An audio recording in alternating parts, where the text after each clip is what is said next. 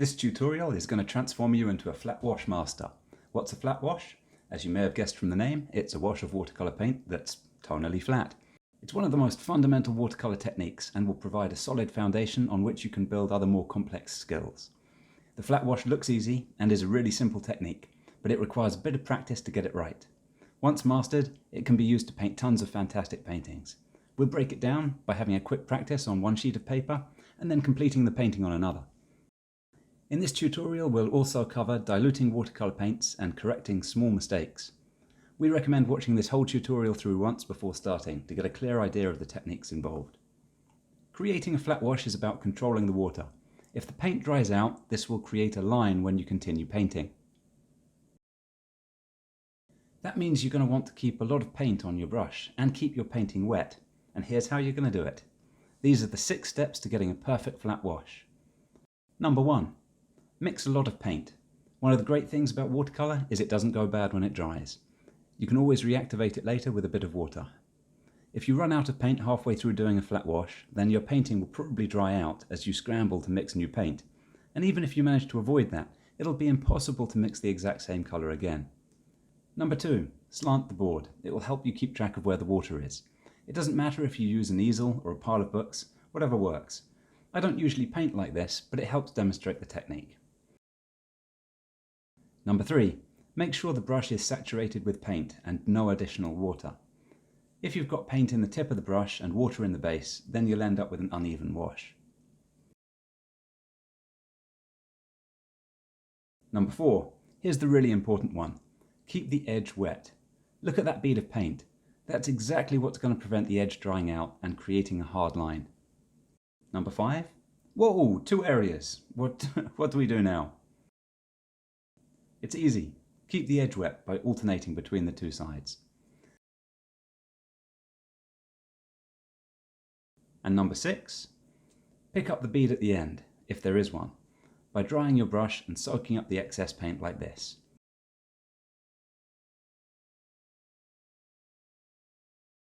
Otherwise you'll end up with a bloom, which looks like this. Okay, you ready to go? Grab a piece of watercolor paper and draw this on it with a pencil and a ruler. Or download the template from the description below and print it. Stick it to a board and stretch the paper if you like. We're not painting the Mona Lisa, so I wouldn't be too precious about it. Put the board at an angle. Mix your paint. I'm using ultramarine. Don't be shy. Make a lot of it. And use lots of water. If there's too much pigment in the water, it will dry patchy. Paint your flat wash. I'm just holding the brush like this so you can see the bead of paint at the bottom. It's not a special ninja technique or anything. In fact, it's quite awkward.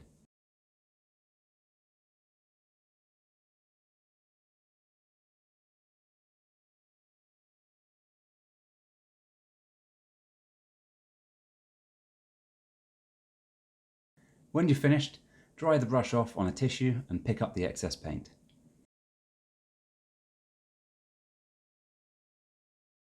Wow, look at that! You just painted a flat wash.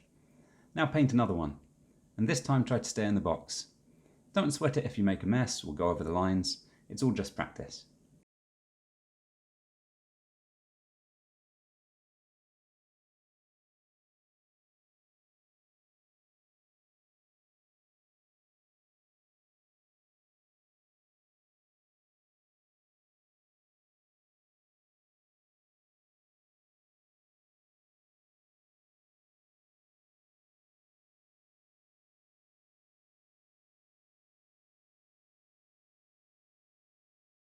Now we're going to paint these smaller boxes in progressively lighter shades.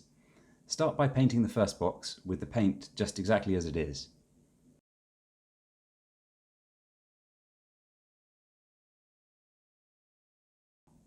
Now here's one of the key principles of watercolor painting.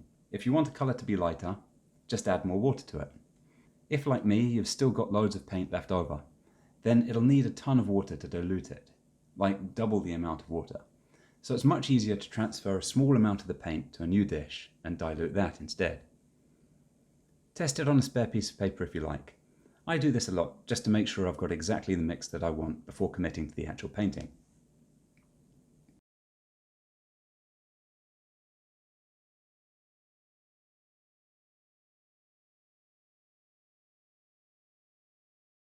Again, you can transfer a little bit of paint to the next dish and add water to it.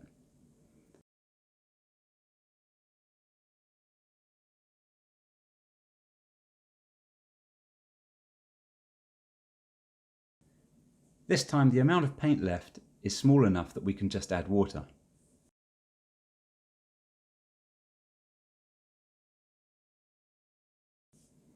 Continue diluting the paint and painting the boxes until you've completed them all.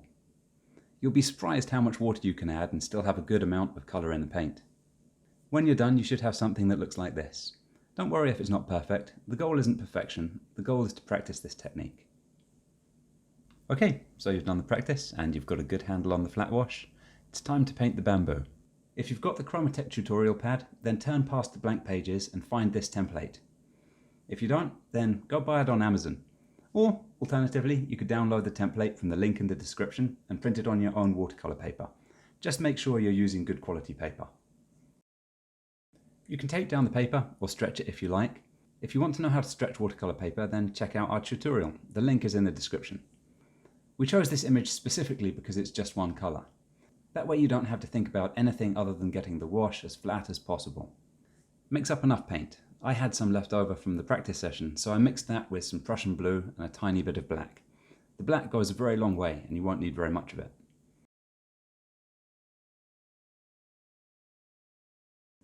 I'm right-handed, so I like to start on the left of the page. That way I won't smudge the painting with my hand as I go. As you can see, I'm using the exact same technique to keep the edge wet while I paint.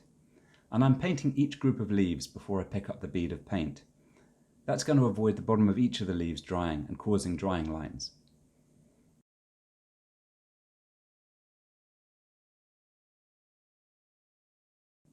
You can see here I'm switching between the large and small brush for details. You don't really need to worry so much about keeping the edge wet on the stems. Any drying line won't really be visible because it's such a small area. And now I'll pick up the bead of paint.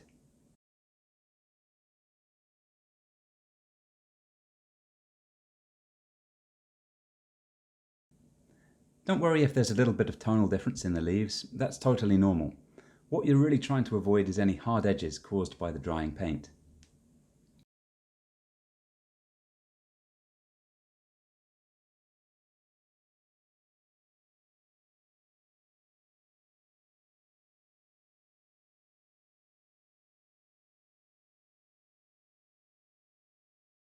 But what if you mess up? Oops. Oh no, I've ruined the painting. I hate this, I give up. Now don't panic. Just grab some clean water and gently scrub the mistake away, then dab it with a bit of tissue. Make sure the water and the brush are both really clean, or it will be a disaster. The darker the paint, the more difficult it will be to remove the mistake, but you should be able to get most of it.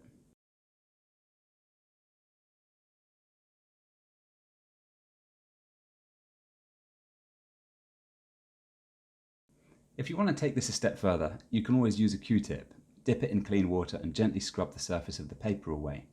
But use this technique with caution, especially if you want to paint over the same area later, as the paint will react differently to the surface where it's been scrubbed away. But what if you mess up? Oops.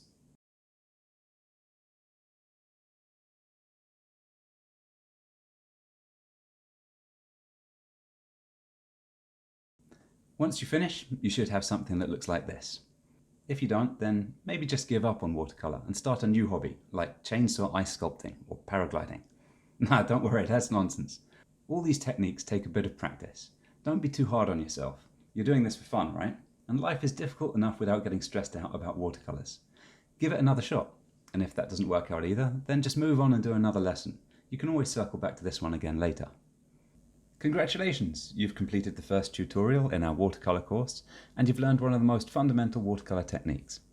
Make sure you subscribe. Hit that button down there immediately. It will literally make you 50% better at painting without having to do anything else.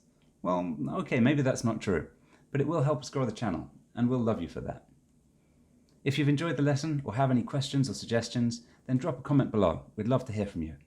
And check out the next lesson in the playlist to keep progressing. Thanks for watching and sending happy vibes from Japan.